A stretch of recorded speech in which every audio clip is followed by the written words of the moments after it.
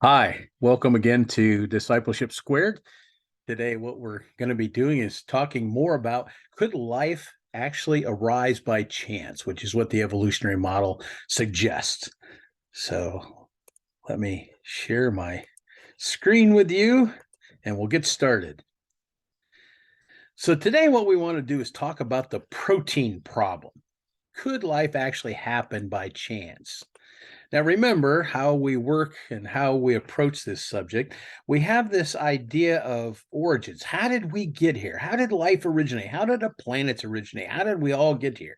And there are at least two models that try to give answers to this. One is the evolutionary model, where life basically got here by chance, or the creation model, where we actually got here in the universe because we were actually created by a creator.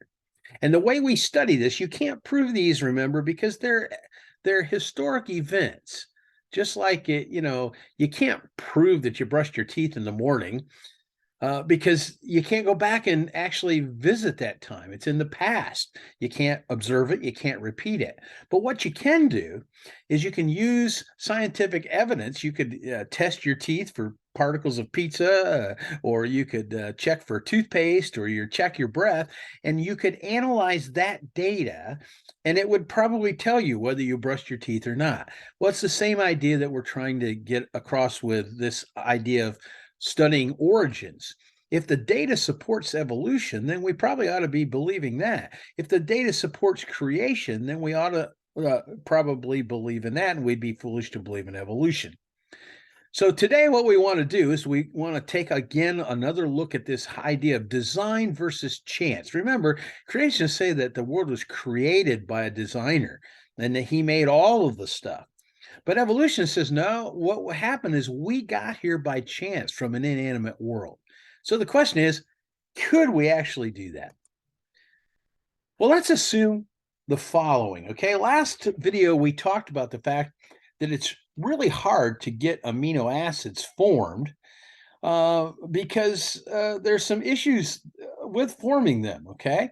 But just like Stanley Miller's experiment suggested, let's just assume that you could get amino acids forming, just like he suggested, and that the oceans were filled with amino acids, just teeming with those, and there was undirected heat energy either by volcanoes or deep sea vents. And the question is, if you had all of those materials, could you get a protein? Well, a guy named Deamer actually investigated this way back in 2009. Okay, and and here's what we want. What he assumed. He assumed that a ribozyme, in other words, a protein, okay, it was 300 nucleotides long, and that at each position there could be any one of four nucleotides present. Now, those nucleotides, you might have had these in biology. Remember when you were making DNA and it replicated, or making RNA transcription and translation? Maybe that caused a problem for you when you were in biology. Well, if you remember, there was these chemicals, cytosine, guanine, adenine, and thymine, and there was four different ones, and they came in a particular order. And depending on the order, depended on what kind of amino acids would be formed. Okay.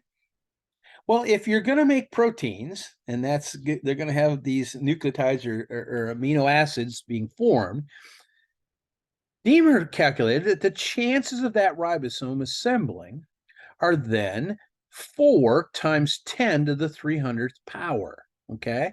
Now, how did he get that? Well, the 4 comes from these four things here, and the 300th power comes from the fact that the ribozyme is actually 300 units long. And so the probability of making that is 4 times 10 to the 300th power. Now, that number is a huge number. That's, you take 4 and you multiply it by 10 to the 300th.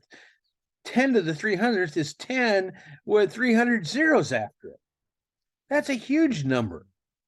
In fact, Deamer realized this is a number so large that it couldn't possibly happen by chance even once in 13 billion years, which that's the age of the universe according to evolutionists. A lot of evolutionists suggest that it's improbable that we can get these things going, but if you have enough time, then you could eventually form these proteins. But the mathematics doesn't back that up. The mathematics says that if you were trying to make just one protein that was 300 units long, you couldn't possibly do that in 13 billion years. It would be impossible. Now, just for reference, if you took the whole known universe, as far as we can see with the Hubble Space Telescope, well, actually, the James Webb Telescope now, okay, as far as we know, the known universe, if you packed it full of atoms, now atoms are what we're made of, and those are really, really tiny. They're less than microscopic. We can't even see atoms because with an electron microscope, we can see their shadows with that. So the smallest particles, if we packed all of the universe, the known universe, with atoms, that would be about 10 to the 80th power. That would be 10 with 80 zeros after it. Imagine that. Packing the whole universe, as much as we know, with the smallest particles, basically, we understand, and it would be 10 to the 80th. But remember, this one was 10 to the 300th power. Now, the age of the universe would be about 15 billion years. That would be 15 times 10 to the 10th power. Okay. Now, if we were going to look at Deemer's research, let's say we decided instead of making a 300 unit, we made just a 200 unit protein. Well, that would be 1.2 times 10 to the 168th power. That's the chances of making one 200 unit protein. Again, 168 zeros past that 10. The age of the universe is only 10 zeros past that 10. This is amazing. Even if you had a universe 15 billion years old, there wouldn't be enough time to make just one unit protein. But that would just be one protein. A simple virus or a monorin, very simple one-celled organism, say like a bacteria, they need scores of proteins. And they'd have to be there all at the same time. You couldn't just make one of them. You'd have to make probably 20 or 30 proteins all at the very same time. And that's just it, if to make one of them is 10 to the 300th power, think about doing all of those at the very same time. I mean, the mathematics just is ridiculous in terms of how obvious it is you couldn't make a protein, let alone many proteins. Even if the universe is 14 to 15 million years old, there's not enough time to make one protein, let alone scores of them that are needed for the simplest life form.